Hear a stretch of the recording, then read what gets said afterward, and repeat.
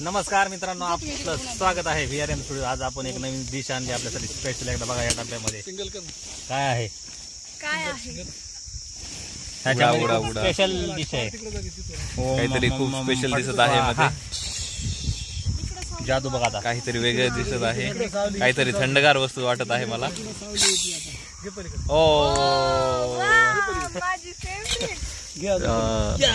दोन डबे आणलेले आहेत मी. येस, मला खूप आवडते शिंगुळे असते. तुला वाटलं असेल बर्थडे म्हणून आणले.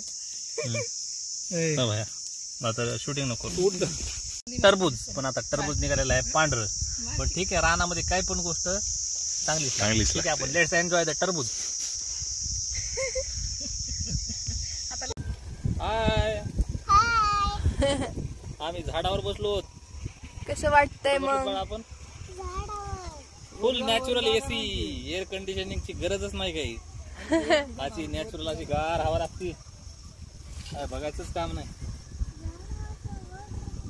असं एन्जॉय केलं पाहिजे माणसानं, थोडं निसर्ग पर्यटन केलं पाहिजे माणसानं.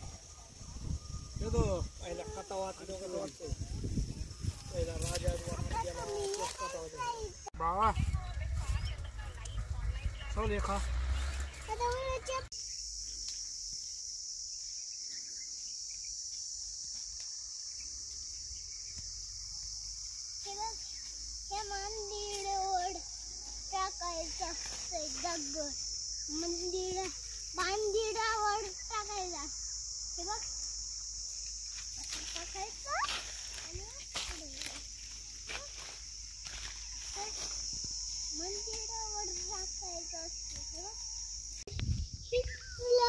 घुसेत गेला होता.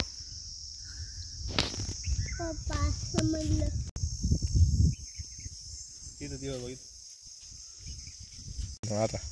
हे बघा मित्रांनो, आताच ह्या आंब्याच्या झाडाच्या आपण मस्तपैकी रानात आता कैऱ्या खाण्यासाठी काढल्या. खूप छान, खूप गोड आहे आंबा. हा आंब्याची साईज बघून बघा, हुर जातीचा हा आंबा आहे. एकदम टेस्टी लागतो, एकदम गोड. मित्रांनो, याच्या अगोदर जो आपण आंबा पाहिला, त्या आंब्याचे जवळपास आंबे संपत आलेत. आणि हा आपला दुसरा आंबा, याला आताची तौर यायला सुरू झालाय. त्याच्यामुळे निसर्गाची किमया पहा कशी वेगळी आहे. याला आताशी तौर आलाय आणि याला आंबे यायला अजून थोडासा अजून कालावधी आहे.